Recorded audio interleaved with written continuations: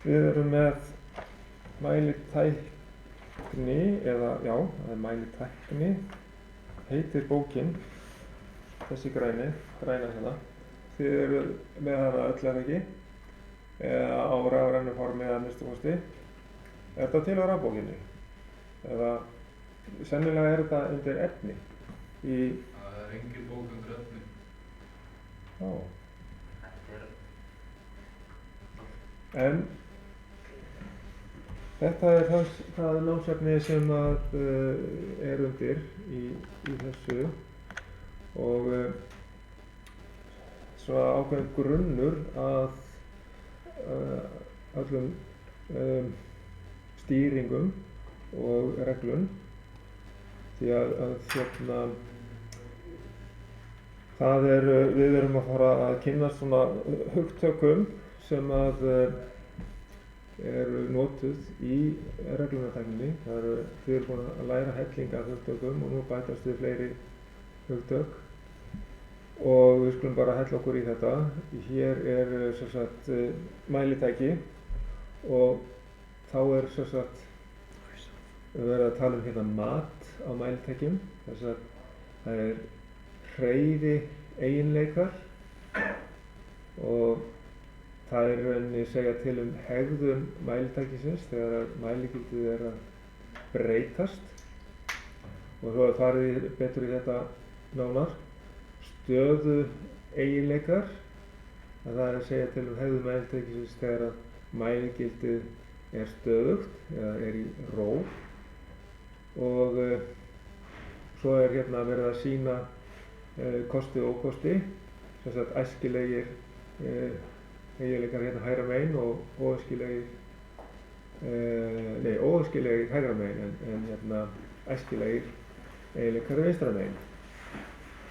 Og þannig að hreyfi eiginleikar, hérna í A-liðnum hérna, hreyfi eiginleikar, það er sem sagt viðbragðsflýti, eins og þegar við setjum hitamæli ofan í hérna einhverja allt annað hitastig þá tekur það ákveðinn tíma til þess að breytast og það er svona viðbragðsflýti sko og ef hann er tregur til þess að hreyfast eða tekur langan tíma til þess að hreyfast þá er það kallað viðbragðstregða sem sagt og hérna er tekið dæmi um það ef að hitamælir er tekinn úr ísvatni og settur í sjóðandi vatn þá tekur það vissan tíma að ná jafnvægi og sem sagt 1G, já, það er þetta hérna þá hérna raungildið í rauninni breytist bara strax svo að það er bara 100 gráður sem þetta fer í og en sem sagt fyrst sem að gerist, eða sá tími sem ekkert gerist, það kallast sem sagt dátími, eða það er verið sem sagt TD.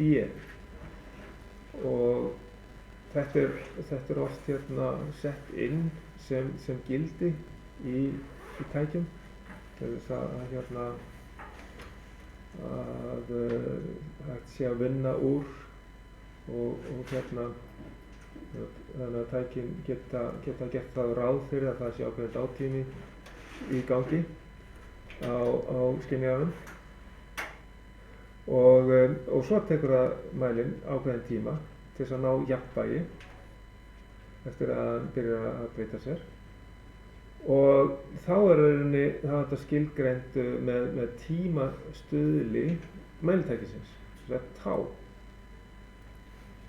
og svo er náttúrulega farið betur í tímastuðlinn í kafla K. Svo að hérna kannski geta þetta tekið, já, fyrst gerist ekki neitt, sjá þetta á línurutinu, að þá byrjar hann eitthvað að hreyfast fyrir eftir ákveðinn tíma og það er merkt hérna inn á línurutinu hérna. Og hér, hér er neitt, hann er settið hérna á lín. Hér er neitt, þegar hann byrjar að breyta sér hérna og hann prófið að næra rétta gildinu, eða mæligildinu, stöðugu gildinu. Og þá er kallað þarna því lengri sem dagtíminn og tímastöðlin eru, því meiri er viðbragðstregða. Eitt hugtak í viðbót, viðbragðstregða. Og síðan er það stöðu eiginleikar, hvort að hann sé línulegur eða ólínulegur. Og alls konar skynjarar hafa ákveðin ólínuleika eins og til dæmis PT100 eða til dæmis bara NTC termistórar eða svo alls konar eins og hitarafgar líka, þeir eru hafa ólínuleika, þeir breytast ekki alveg línulega og hérna er talað að kvikasilfursmælir, hann er nálægt því að vera línulegur en í stillitækninni eða reglunartækninni er oftast óskað eftir línulegu samhengi og það var stundum að gera ráðstafanir til að breyta ólínulegum mæligildum í línuleg og það er til dæmis gert með leiðréttingartöflu til dæmis inn í R-breytinum sem við lærum seinna. Það er svona tæki sem breytir spennu eða viðnámsgildi yfir í staðlað straumgildi til dæmis. Það notum við í áfangunum sem við eftir að fara í eins og í rafeindatækni seinna áfanganum og í rauðkrossunum. Þá erum við að nota tæki sem er kallað ferjald, almennt tákn. Það er kallað ferjald en síðan hefur þetta verið algeng notkun á þessu tæki að breyta viðnámsgildi R yfir í til dæmis staðlað straummerki. Þess vegna er ákveðin íhlutur sem er mjög víða notaður í iðnaði kallaður RI-breytir. Þó að þessi RI-breytir hann getur líka verið að taka merki frá hitarafökum og þá fær hann inn á sig spennu en hann er samt kallaður RI-breytir. Ætti kannski þá að vera kallaður UI-breytir út af því að hann er að fá inn á sig spennu. En hann er alltaf kallaður RI-breytir.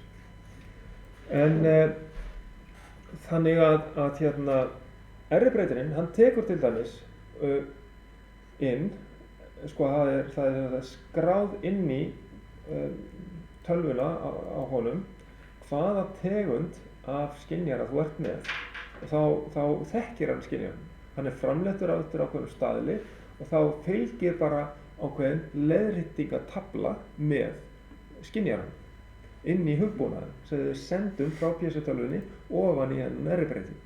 Og þannig erum við að breyta þessum ólínuleikanum í skynjaranum yfir í línulega breytingu sem er sendum út frá RI-breytinu. Það er akkúrat það sem hann er að tala hérna í þessum texta. Að breyta ólínulegum mæligildum í línuleg. Og það er þetta gert í svona ferjaldi eða RI-breyti. Samanberð karadrótar þátt í streymismælingu með blendi. Og þannig að síðan ef tæki er línulegt, myndar rétt lína sem gefur samhengi inn og útmerkis 45 gráða horn í hornréttu hitakerfi þegar að ásarnir eru eins faraðar.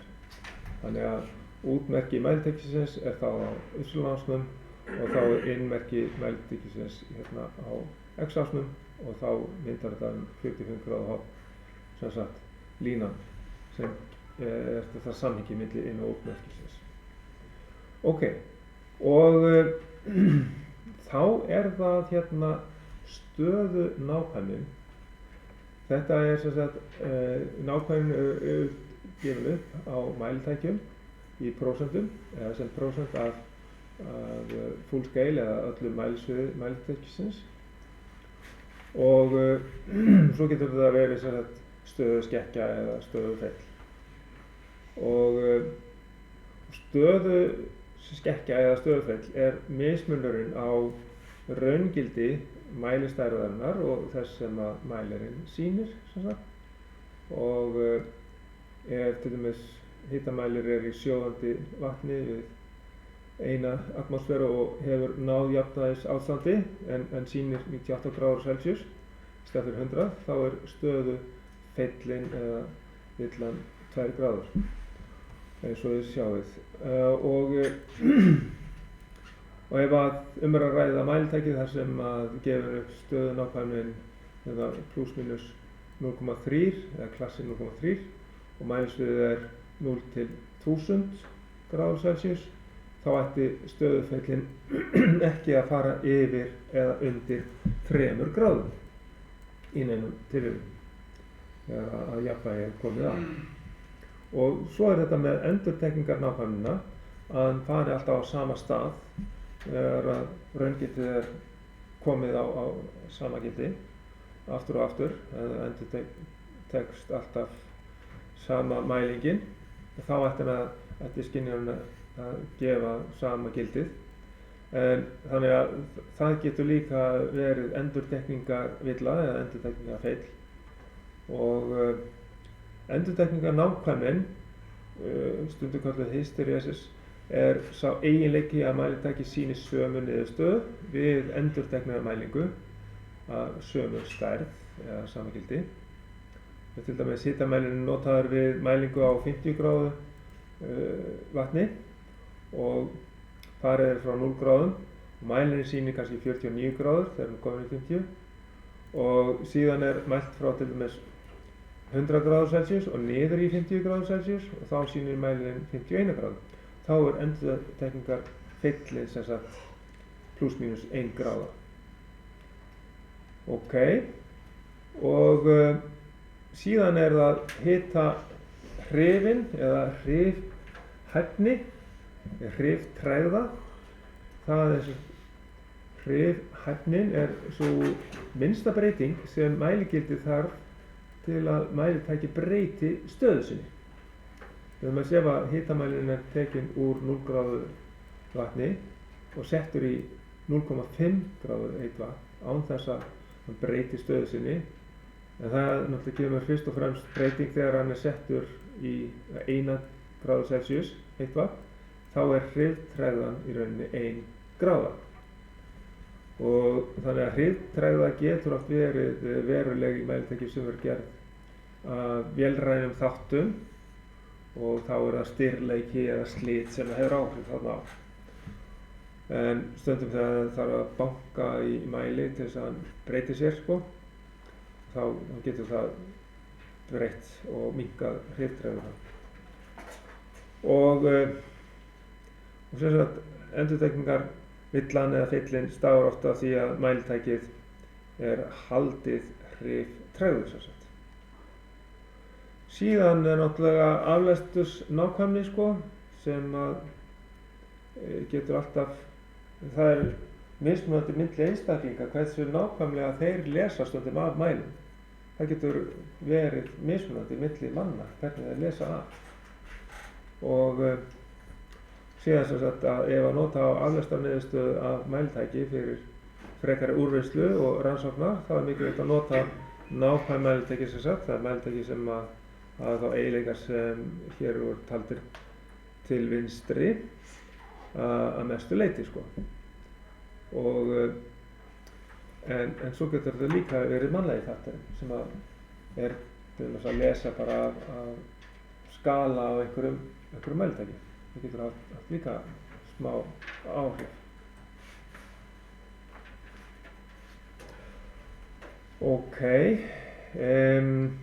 eins og það kemur hérna fram, hérna verið að tala mannleg mistök sem ég var að nefna, að aflesturinn af mælitækinu mjög mikilvægur og þarf að vanda eins og hægt Stafrænir mælar, þeir náttúrulega minnka verulega þessi mannlegu mistök varðandi aflestur og þegar við erum að tala hliðræn mælitæki eins og vísismæla, þá þá oft spegill á bakvið til þess að auka nákvæmnina í aflestrinum og þá les maður af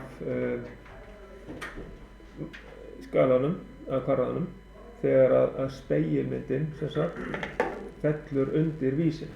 Við erum með svona mæli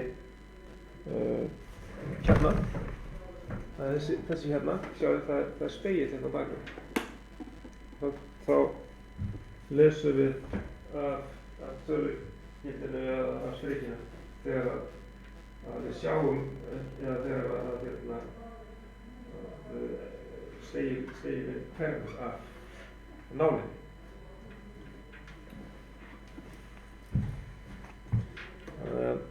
En náttúrulega eru sem sagt digitalmælandi orðnir og bara tölur gegnum tölvur. Það er bara lesið þannig og hérna tekið inn oft þannig. En svo eru oft bara mælar til þess að átta sig á hvað er ástandið á kerfinu. Þegar menn eru að koma að einhverju bílun, það er mjög mikilvægt að hafa mæla víða til þess að fylgjast með og greina ákveðna ástand og bílanir. Og þegar úrvinnslur eru unnar úr mæliniðurstöðum þá er mikilvægt að gera grein fyrir nákvæmni mælitækjanna sem liggja til grundvallar og nákvæmni við ítrekninga og úrvinnslu á mæliniðurstöðum sé í samræmi við nákvæmni sem að mælitækin hafa. Og það er oft æskilegt að skrá mæliniðurstöður með skekkjumörkum, til dæmis 12 plus mínus eitthvað 0,2 bör. Þannig að hafa skráð hvað gætu skekkjumörkin verið í mælingunni. Til dæmis við að mæla hérna eitthvað afl eða eitthvað, þá við höfum ekki stundað þetta í sjálfu sér í mælingum í rafmagnsfræðinni, en þá gætum við verið að sjá hérna mælan vera að rokka upp og niður. Þá gætu við verið að setja inn þarna skekkjumörk ef við verðum með eitthvað rannsóknarverkefni þá sem að í rauninni þá fer þetta fram þegar við erum komin út í atvinnulífið, að þá þurfum við að fara að spá í þessa hluti sko, að skrá skekkjumörkin. Ok. Svo, hitamælingar og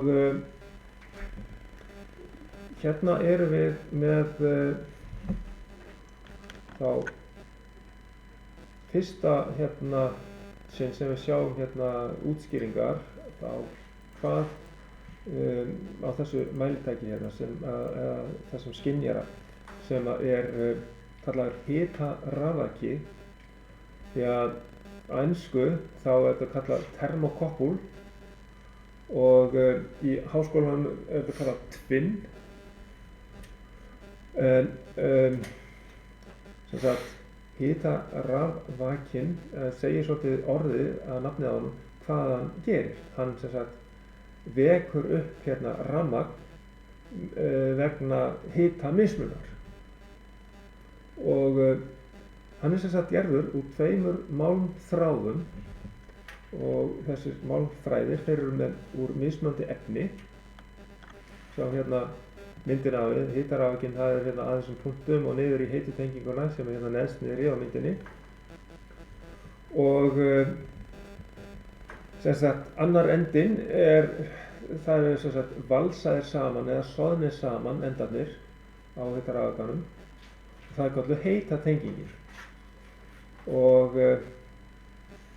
ef að hérna heitatengingin er til að mæla afgashita eða eitthvað slíkt, 380 gráðum eitthvað slíkur, að þá og síðan verið með köldutenginguna í eitthvað 20 gráð hitastig, bara svona eins og stofuhita hérna, að þá fáum við spennu á milli endana hérna sem fara inn á spennumælinn og eins og við prófum, við getum hérna við eigum hérna hitarafvaka, við bara notum hérna eld til að prófa að hita endana á þessu og fáum spennu á milli endana. Svo að hérna þá bara förum við aftur í þetta að hitarafvakinn, hann þarf ekki sem sagt utanaðkomandi orkugjafa og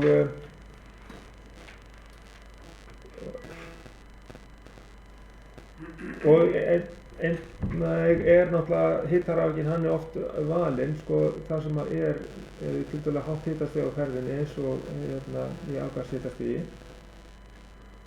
og sko oft hitarafga þráðurinn sem sagt hann náttúrulega framleiddur úr efni núna sem að hefur rauninni sömu hitaíspennu eiginleika eins og hitarafga efnið sjálft sem sagt og svo sem sagt leiðréttingakapall kallaður sem að lagður frá hitarafganum og að sem sagt köldutengingunni. Þessi leiðréttingakapall, hann hefur sömu hitaíspennu eiginleika eins og hitarafginn sjálfur, þannig að þá verður engin spennumunur á þessum tengingum hérna. Það kemur samsvarandi efni sem tengist við sitt gott efnið í hitarafgan. Þannig að þá til þess að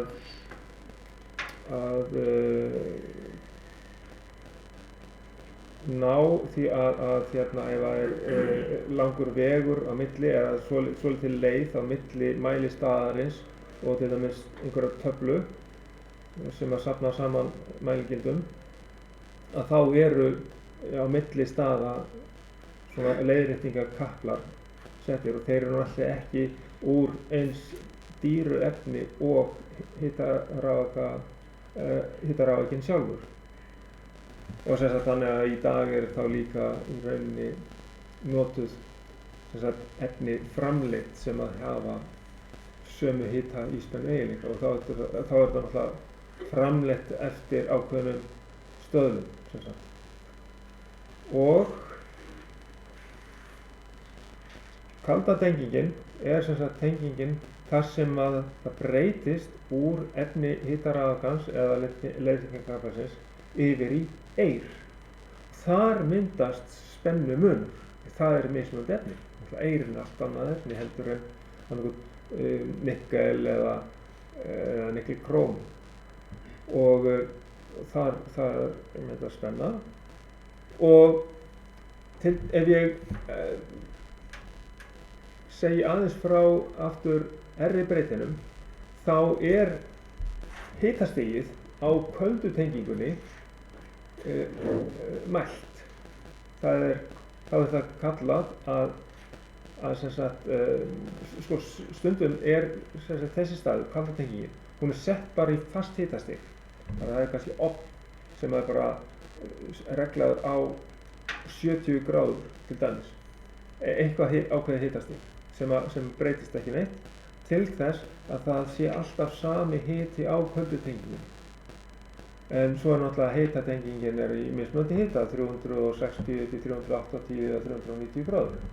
Og þar á milli þessara staða það ákveðið hitamunur og sem gefur okkur ákveðna spennu inn á mælitækið. En kalda tengingin þá sett í fast hitastig. Það önnur aðferðin og það kannski, má segja líka bara eldri aðferð. Því að núna þá hitastigið oftast sem sagt mælt á köldu tengingunni.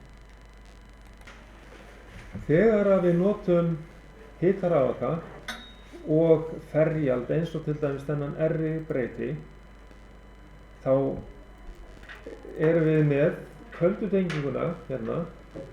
Það milli 4 og 5, sjáum við hérna tengist hitarafginn. Hérna hitatengingin, þar sem við sjáum þetta punktinn hérna til vinstri. Hérna hitatengingin og 4 og 5 tengist þann inn á og hérna viðnamið sem eiginbreytanleg mótstaða eða þetta rauninni gæti verið GT100 eða termistor einhvers konar, gæti verið NTC til dæmis, til þess að skynja hvaða hitastig á köldu tengingunni. Þetta verið að nota gríðarlega mikið í dag. Þess vegna mikilvægt þegar þið að læra þessa mælitækni að þið vitið hvernig þessi hitarafurki tengdur inn á alvöru græði sem í gangi í dag.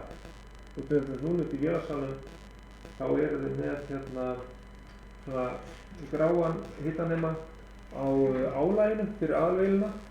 Það fyrir að senda það straummerki inn á tölvuna til þess að fylgjast með álaginu eða hitastiginu á vatninu.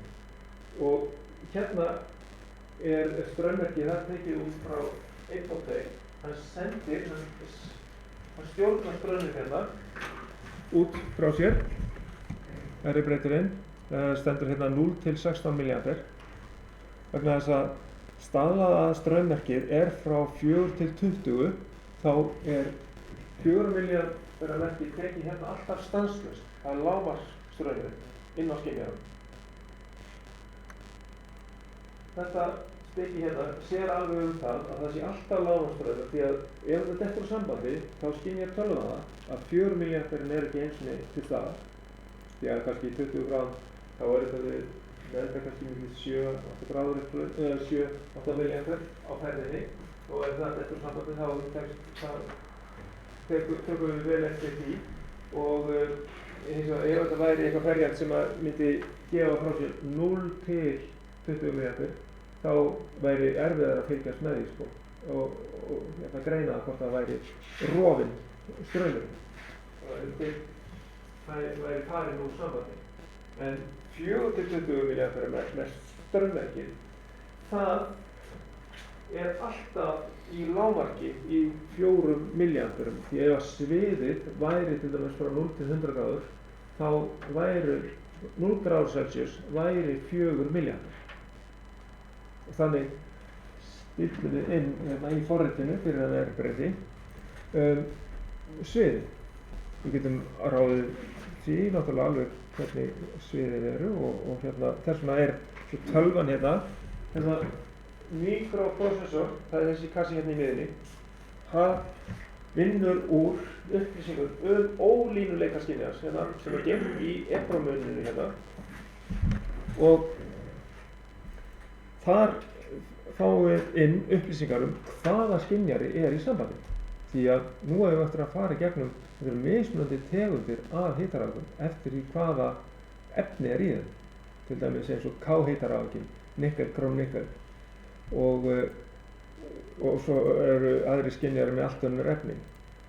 Og þessi hérna staðsetning á skynjaranum hérna, hitaskynjaranum, til þess að leiðrétta fyrir breytingu á hitastigi við köldu tenginguna. Þessi skammstöfun hérna, internal cold junction compensation, þýðir það að ef að hitastigið á sem umhverfis R-breytin, þegar kannski við erum með það niður í vélarrúmi eða eitthvað svoleiðis, svo kólnar í vélarrúminu, og ef þetta væri bilað, þá myndi vera meiri hitamunur á köldutengingunni og heitutengingunni, þannig að þá myndi mæltækið eða straumurinn frá R-breytinum, hann myndi aukast. Það væri villa, sko.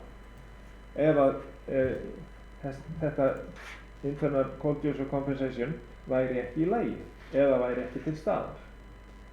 En af því að það leiðrétt fyrir breytingu á hitastigi við köldutenginguna, að þá við fáum bara upplýsingarna hérna í gegnum AD-breytuna inn á örgjurann, og hann vinnur úr þessum upplýsingum og sendir út hvað R-breytirinn á að senda út mikinn straum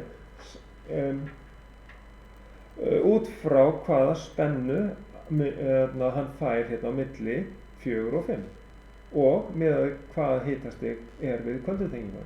Þetta reiknar allt saman út og tekur tillit til línuleika skynjarans og sendir upplýsingarnar þá sem straummerki á stöðluðu formi frá 4 til 20 milliampere. Þetta mikilvægt að þið takið með í þessari skynjaratækni eða mælitækni, og þetta akkurat það sem notað í dag.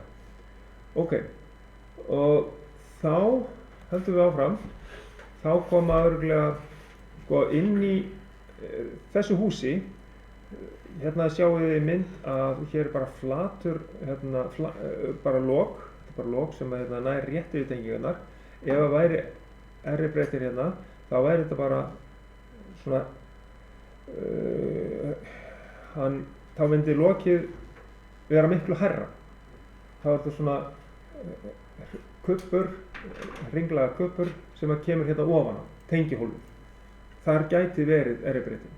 Ef það er ekki, þá er leirþingakapall frá R-breytinum og inn í töflu, þar sem að í töflunni væri staðsettur sem sagt R-breytinum, eða ferjandi, til þess að breyta frá sem sagt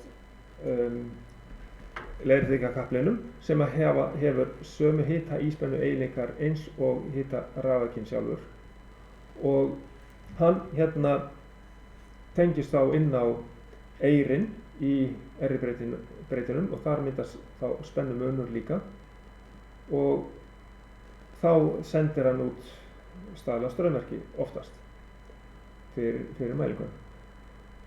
Og þá sjáum við líka að þetta er náttúrulega sett í vasa. Þetta er ekki svona opið eins og við vorum að prófa þetta með mælingum. Svo að hérna kemur inn í ákveðin dagtími og slíkt sko. Og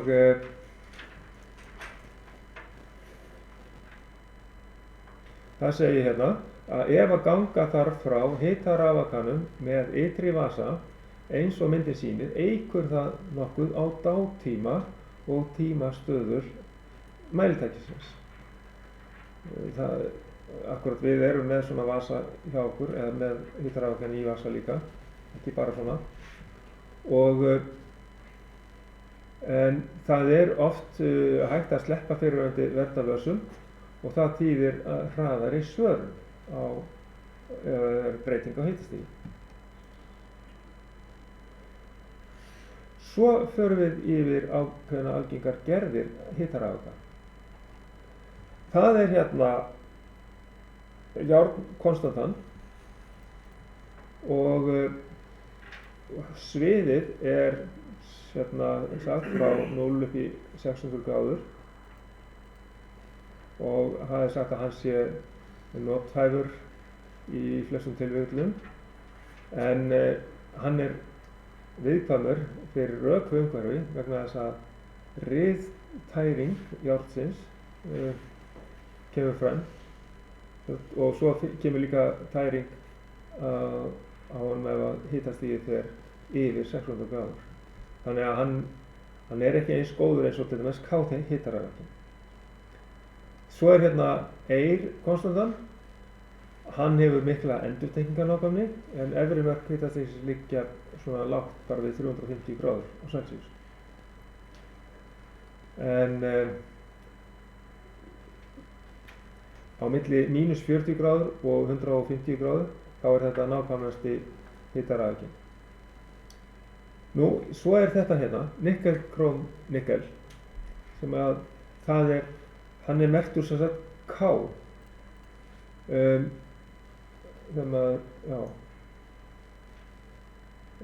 Þessi var jóð, ég veit ekki alveg með bókstafinn fyrir þennan, svo eru náttúrulega aðrar merkingar til, en þessi hérna, nikkel-króm-nikkel, hann hefur bókstafinn stórt K og það hefur náttúrulega ekki verið búið að staðla það þegar að þetta var skrifað. En kennilínan, hún er næstu því alveg línuleg, en það er samt ákveðinn ólínuleiki, þannig að þá kemur það með í leirþingatöflunni sem er send í minnið á R-breytinum til dæmis. Og þessi hitarafaki, hann þolir hitastig upp að 1200 gráðum Celsius. Hvað voru þið að spá í? Hvað gæti þetta hafi verið heitt hjá ykkur? Eitthvað í kringum þetta? Já. Gæti verið, já. Og íspennur östurinn cirka 41 mikrovolt á gráðu og þá sjáum við hérna, hér er til dæmis Nickel Chronicle, hann hafði sýnt hérna, hann fari jafnvel yfir hérna 35 millivoltin en allavega við náðum honum ekki á þessum loga hærra en í 35 til 38 millivolt. Og sem sagt þessi hérna K-hitarafginn, hann hefur ágætis tæringarþol nema ef hann kemst í snertingu við vetni eða brennistein sem nú kannski tiltölulega sjaldgæft að lendi í og þannig að hérna hefur verið að sýna svolítið muninn á þeim og svona smá ólínuleika í þessu. Ok. Og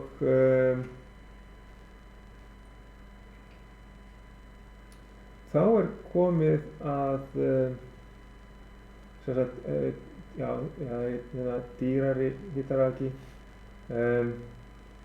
Endurtekingarhæfnin mikil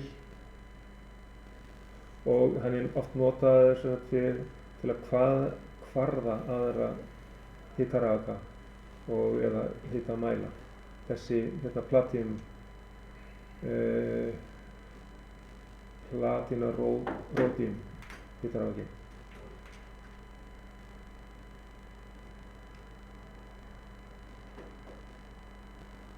Ok.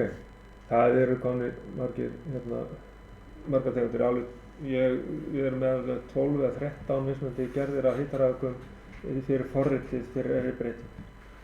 Þannig að það er mikið úrval af þessu núna. Mælirásinn er svona að eins og segir hérna í textanum, þegar var verið að þetta er hætt í dag.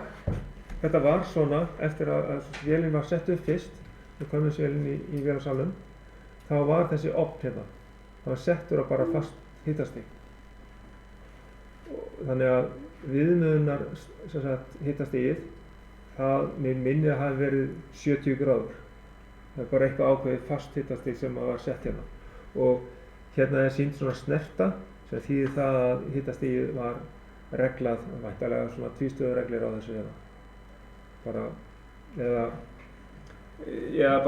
svona termostat, má segja, sem að var þarna. Og svo er hérna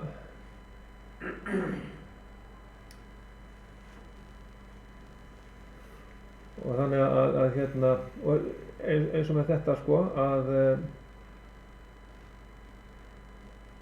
til þess að geta skalað þetta þá þarf að vita hvað hitastigið á köldutengingunni er í gráðum. Þetta var gert svona. Eða eins og með hitarafgan, þá er bara hitastigið á köldutengingunni, hitastigið er bara mælt. Það er bara gefið upp, svo sagt inn í mæltækinu. Við sjáum það náttúrulega aldrei því þetta er lokað bara inn í rásinni. En eins og getur maður kannski komast að því hvort að ef þetta bilar einhvern þá verður engin leiðrétting ef að það breytist hitastigið í kringum köldu tenginguna eða sem sagt sjálfan í breyting. Og svo segir hérna G, sýnir sérstakann leiðréttingarbúnað sem notaður er til að leiðréttingar á mæligildinu vegna breytingar hitastigsins við köldu tenginguna. Þetta er þá bara gömul aðferð til þess að mæla hitastigið við köldu tenginguna. Og þá er það leiðréttingarbúnað til þess að leiðrétta fyrir breytingu á hitastigi við köldu tenginguna. Þetta er þá svona vísdómsbrú.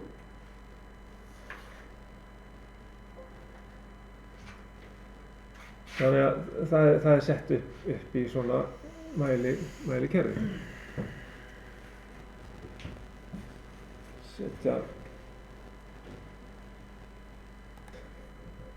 hér talað ef að miklar vegalengdir milli mælistaðar og köldutengingunnar sem kölluð viðmiðunarstaður ræða, þá náttúrulega kostnaðarsamt að leggja með efni hitarafgans, vegna þess að efnið í hitarafganum mjög dýrt og þá sérstaklega notað við svokallaða leiðréttingakapla sem að hafa sömu hita íspennu eiginleika, það kemur hérna fram líka, að mikilvægustu eiginleikar þeirra eru að hafa nánast sömu hita íspennu eiginleika og hitarafgin. Og þeir eru náttúrulega miklu ódýrari heldur en hitarafgin sjálfur og hægt að gera það úr margföldum vír, þannig að þeir eru miklu sveigjanlegri og þjáll meðförum brotna síður, því að yfirleitt sem sagt hitarafgin, þetta bara einfaltungur, grann vír. Og síðan eru sem sagt á köldutengingunni eða viðmiðunarstaðnum síðan gerðar ráðstafanir til að halda hitastiginu stöðugu eða að mæla hitastigið og leiðrétta fyrir breytingu á hitastiginu. Og síðan frá sem sagt köldutengingunni eða þessum viðmiðunarstað þá náttúrulega bara eirleiðarar í köplum, venjulegum rafmagnsköplum, þá taka við sem að fara þá yfir í mælitækið sjálf. Og svo náttúrulega notað sérstakt litakerfi fyrir þess að leiðrétta kapla. Þá erum við komin að RTD eða Resistance Temperature Detector og það kallað viðnámshitaskynjarar eða kallað mótstöðu hitamæla. Mótstöðu hitamælirinn kallar hann hérna. Þetta er RTD á ensku yfir skammstaf RTD, Resistive Temperature Detector. Og en hitamælingar með mótstöðumæli byggir á eðlisfræði fyrirbæri að rafmagnsmótstaða málma eykst eftir ákveðnum ferli og með auknu hitastigi, eins og við tökum dæmi platínu, nikkel og síðan eir líka, þegar það reiknað út í rámsa 100 breytingu á viðnámi á eir við aukinn hita og þetta eru efni sem eru notuð í hitanæmar mótstöður og þessir skynjarar, þeir eru með jákvæða viðnámshitastöður sem kallaðar mótstöðustöður og þetta eru kallaðir sem sagt PTC skynjarar, en svo eru líka til sérstakir sem sagt svo kallaðir termistorar eða eiginbreytileg viðnám sem við höfum verið að læra þegar við erum í rannsóknartækni sumakur nýlega og það er kallað eiginbreytileg viðnám. Það er sem sagt PTC viðnám sem við höfum lært þar og þetta er rauninni bara sömu eiginleikar við aukið hitastig, þá eykst viðnámið í skynjaranum. Og platínviðnámshitaskynjar er mjög algengur og til dæmis í kælikerfunum þá vorum við með PT1000. Það nota PT1000, kosturinn við hann er að við þurfum ekki að vera með 4 víra endilega þess að leiðrétta viðnámsaukninguna að mælistaðnum vegna þess að það er svo hverfandi lítið aukning í eirvírnum, sem sagt viðnámið sem bætist við þegar að skynjanin sjálfur er 1000 ohm, en ókosturinn við það er það að í þannig kerfum geta myndast truflanir. Geta verið truflanir sem er erfitt að eiga við. Sérstaklega farið í gegnum erfitt umhverfi, segursviðar á köplum og svoleiðis. En þá erum við með PT, til dæmis platínumótstöðu í botninum á vasanum og langalgengast að nota þá PT100 í svona vösum. Við eigum hérna inni einmitt svona vasa með bæði PT100 og náttúrulega KV300 og en hérna þá erum við með þarna, þá notum við og veljum PT100 til dæmis yfirleitt fyrir tiltölulega lág hitasvið. Við getum hugsað okkur til dæmis kælivatn á vélum mjög oft mælt með svona PT100 þó að það getur líka verið notað KV300 í það. En það þó algengara að þegar við lægri hitastig þá séum við að nota platínu viðnáms hitaskynjara eins og PT100. Og mótstöðumælar þeir hafa mikla stöðu, endurdekningar og hrifhæfni og það má nota hann á hitasviðinu frá -200 gráðum og allt upp í 1600 gráður, já, ok. En á sviðinu -30 til +20 gráður þá við reikna með endurdekninga nákvæmni upp á +-0,15 gráður Celsius. Það með við kerfi til dæmis í skipum og svo í kæli og frystiskipum það mótstöðu hitamælir mikið notaðir til að taka mælingar, svona fjarvísanir og fjarritunar og til að stilla hitastig í kæli og fristilestum og algengir í vélakerfum til mælingar á ferskvatnshitastigi og sjávarhitastigi og smurolíuhitastigi og skolloftshitastigi. Þá það mjög algengt að nota PT100 í það. En þá hann tengdur yfirleitt með 3 leiðum frekar heldur en bara 2 því að þá bætist viðnámið í kapplinu sem að milli mælistaðarins eða skynjarans og mælitækisins eða töflunum sem að mælitækið í.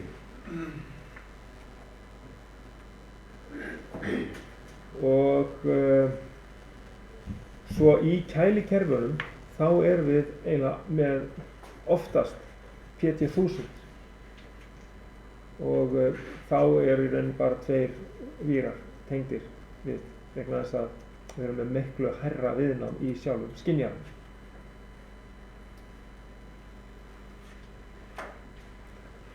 Og þannig að þegar við erum að gera svona mælingar þá sýndur hérna viðnámsmælir og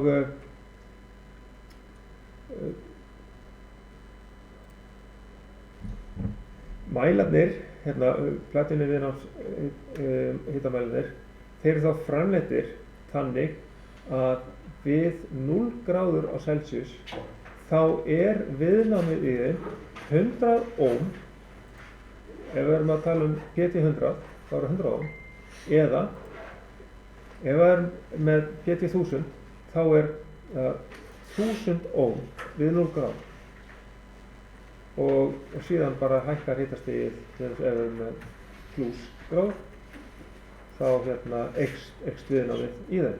Þá getum við bara þegar við vitum hvað viðnámið þá getum við fundið út hvað hitastig á ferðinni. Og þetta akkúrat gert svona í dag með R-breytinum. Þar eru þessi skynjarar, hérna PT100, hann tengdur hérna við, það hægt að hafa 2 víra, eða mjög stutt bara hann tengdur beint ofan á R-breytin, eða 3 víra tengingin langalgengust, þá verið að leiðrétta fyrir lengdinni að mælistaðnum. Og það nákvæmasta aðferðin að nota 4 víra. Þar sem við tökum, við sendum mælistraum, það stendur hérna 0,2 milliampere, sendum hérna mælistraumur í gegnum skynjarann til þess að mæla spennufallið yfir hann. Og spennufallið, ef við erum með 4 víra aðferðina, þá spennufallið mælt milli tenginga 4 og 5. Og það segir okkur bara hvaða viðnám þá í skynjaranum og það segir okkur hvaða hitastig á ferðinni á mælistaðnum. Og þá því bara umbreytt yfir í straummerki með hérna tölvubúnaðinn hérna. Staðla straummerki 4-20 mm og við höfum verið með 0 til 100 gráðu svið og hérna þá sendum við þær upplýsingar niður í erfibreitin að það sé PT100 skynjari tengdur við hann og þá notar hann leiðréttingatöflur fyrir PT100 og allar upplýsingar PT100 til þess að senda frá sér rétt straummerki í samræmi við sviðið og allt. Ok. Sjá. Og þannig að hérna, þetta er svona og þannig að núna er síður notuð kannski vísdómsbrú til þess að leiðrétta svona gera leiðréttingu við viðnámsaukningunni á hérna í vírnum sem sagt í skynjaraleiðaranum milli skynjarans og mælitækisins en það er möguleiki það var notað oft þannig að það var sett svona sérstök brú til þess að leiðrétta fyrir aukningunni á vírnum því að þá jókst sem sagt beggja megin í brúnni viðnámið þannig að niðurstaðan var sú að það var jafn mikil breyting að ofanverðu og neðanverðu í brúnni svo að það hefði mjög lítil áhrif á jafnvægi brúarinnar sem sagt vísdómsbrúarinnar og ég með hérna í þessu þá ég með varðandi sko þær aðferðir 3 víra, já, hérna það sýnt hérna sem nákvæmasta aðferðin, þetta 4 víra aðferðin við tengingu PT100 svo það 3 víra aðferðin þar sem að þetta tengt upp í svona brú, mælibrú og þannig að það bætist við jafn langur vír, sjáðu þið hérna, bætist við jafn mikið viðnám á ofanverðu hérna, ofanverðu og neðanverðu í brúnni. Þannig að það leiðréttist í rauninni fyrir viðnámsaukningunni í skynjara leiðslunni milli þess að mælistaðarins og mælitækisins. Þannig að þetta í iðnaði þá þetta langalgengasta aðferðin að tengja PT100 með 3 víra tengingu. Það nógu mikil nákvæmni sem við fáum út úr því. Þessi hérna aðeins kannski dýrari aðferð að hafa 4 víra en hún nákvæmust sko. Já. Þannig að þetta er það mikilvægasta sem að varðandi hérna þessi atriði varðandi leiðréttingu fyrir viðnámsaukningunni að þá það gert með 3 víra tengingunni. Það er langalgengast að það sé gert með 3 víra tengingunni.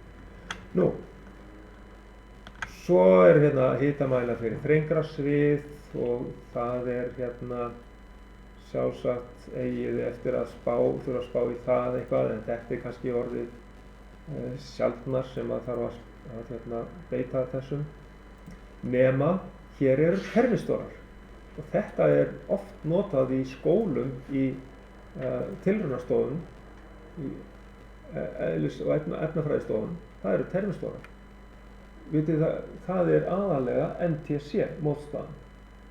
NTC mótstöðu hitanema. Mjög algengi.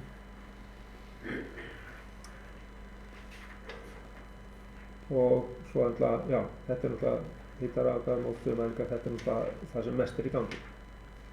Ok, þetta er svona yfirlit yfir alls konar aðra tegundir. Ok, svo spurning hvort að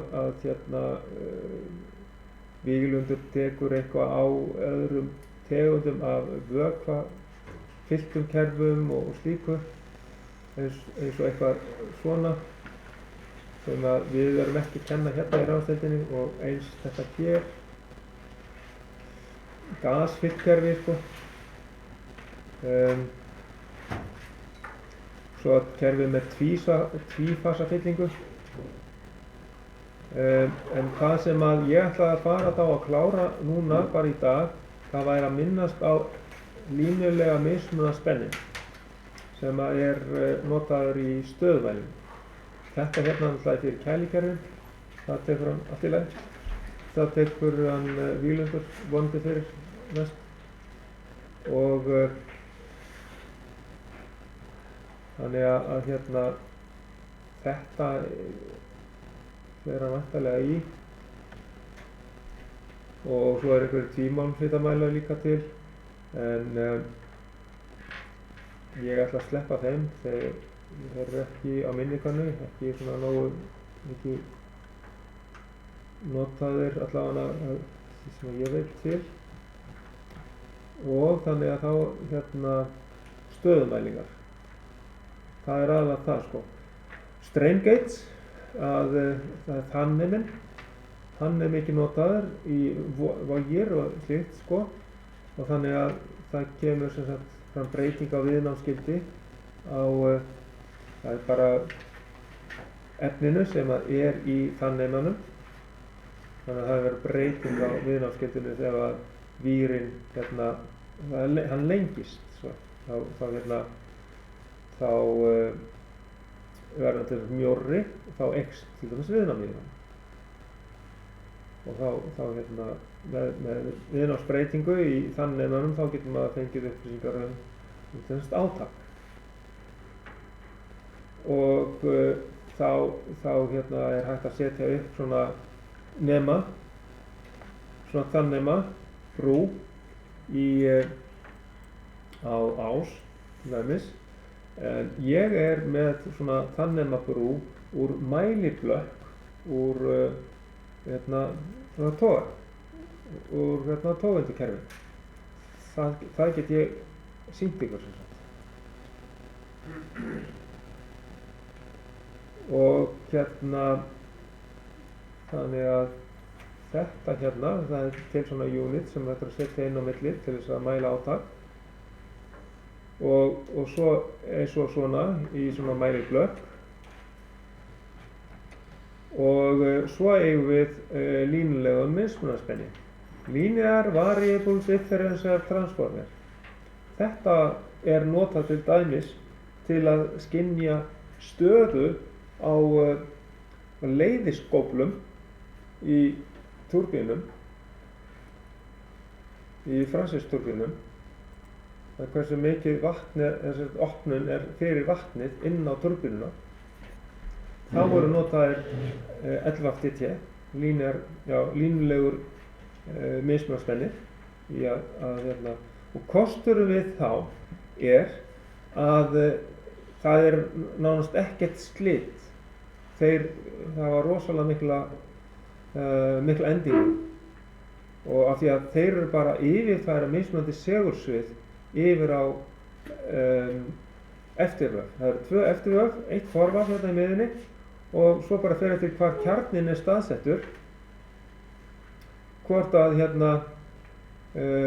hann færir meira yfir þetta eftirvaf eða hitt eftirvafið og þá fáum við mismunandi spennu. Við getum verið með jákvæða spennu öðrum megin og neikvæða spennu hinum megin. Það erum við stattur á sitt hvorum helmingnum. eða sitt hvora megin miðju. Þetta á ég til dæmis, já, hérna er góð mynd af þessu. Þá er hérna er reyndar forvæðið sett sitt hvora megin. Þetta er önnur útfærsla heldur en ég er með í mælibúnaðarnema efninu. Þannig að þá hérna yfirfærist inn á mælitækið frá sitt hvoru vafinn og þá hérna eru þau mismunandi uppröðun á vindingunum, þannig að það hefur mismunandi áhrif. Þannig að ég er með aðra útfærslu af þessu hérna í mælibúnaðarnema efninu. Það er 1180 hérna, svona sjá hvað hann er, meðan síðan framar.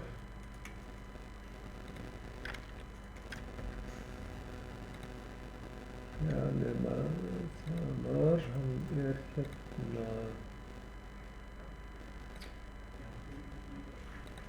Hérna er hann. Þetta er línulegur mismunarspennir. Þegar að hérna, við sjáum, hérna er önnur útfærsla, hér er forvafið, það er fyrir miðju, en síðan er sitt hvora megin eru eftirvöður, sem eru þá skynja, sem sagt, að það yfirfærist þá mismunandi með þessu kjarna yfir á eftirvöðin. Og eftir því hvar kjarnin er staðsettur, þá getum við fengið mismunandi spennu út frá mælitækinu. Jákvæða spennu ef hann er hérna hægra megin við og þá fáum við hérna útslag í jákvæða átt, jákvæða spennu. Síðan getum við verið með neikvæða spennu í hina áttina. Þannig að við getum verið með mælingu sem væri akkurat frá einhverju núlli. Þetta er ekki bara notað til að skynja stöðu og leiðskóflun í virkjunum, en það er líka notað í alls konar svona fínni færslur, eins og til dæmis á index í olíuverki. Til að skynja í hvaða stöðu er index. Hvað er mikið opið fyrir olíu inn, sem er þá hluti af ákveðinni reglunnar slaufu sem sagt fyrir olíuverkið til þess að stjórna hraða á vél.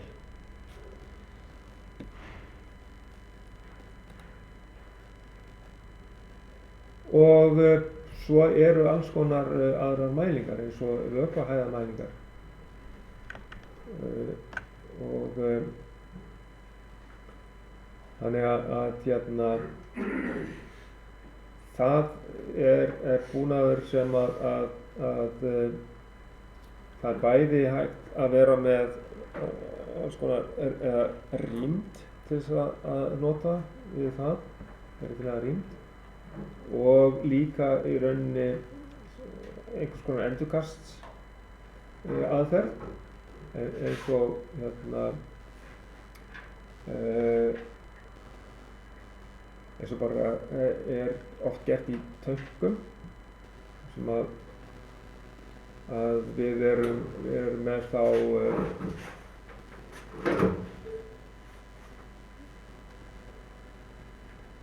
mælitækið bara staðsett efst upp í tankinum og það er til reyndar hérna svona ultrasound skynjarar, þeir hafa verið notaðir en þeir eru ekki eins nákvæmir eins og örbylgju skynjarar. Þá er bara örbylgja send niður á yfirborðið, á vökvann. Það er miklu nákvæmari mæling náttúrulega. En við erum sennilega ekki með það hérna í þessu efni.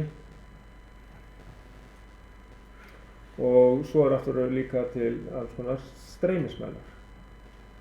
Þannig að hérna, og sennilega þá held ég hérna sleppi því að fara í þennan hluta hérna, streymismælingarnar. Þetta er betra að fara í þá á, fimmtudeginum eða ekki? Á morgun sem sagt. Ég hef ekki mikið tekið fyrir þetta, en þetta er ákveðið fræði sem þið þurfið að vera með líka. En ég hef verið með frá þessum aðilum sem sagt græjur þess að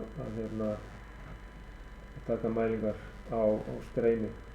En svo er aftur á móti rakamæling. Það er nú orðið meira núna með stafrænum mælum, sko, heldur en að nota þennan búnað hérna. Þessi búnað er sennilega ennþá til hérna. Og þegar ég er að taka rakamælingu þá er ég yfirleitt bara með mæli sem er stafræn. Svo er reykþykkni mæling hérna líka. Það er gert með bara photoelectric aðferð með ljósgeisla og ljósgjafa, og það er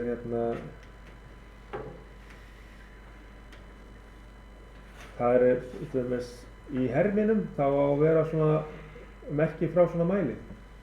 Hafið fengið mælingu frá reykþykkni skynjara frá dísilvél eða katli? Ég er eftir að sjá það sem sagt seinna í náminu.